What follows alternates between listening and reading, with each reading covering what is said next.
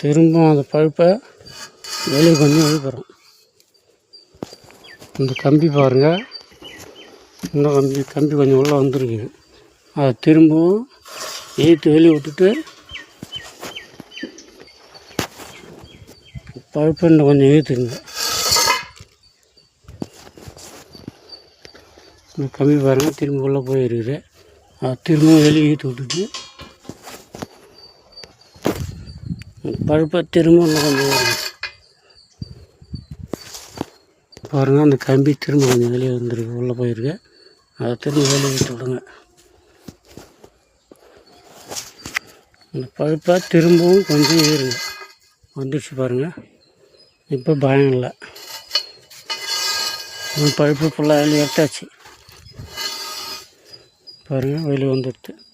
இப்போ நீங்கள் கம்பியை இப்படி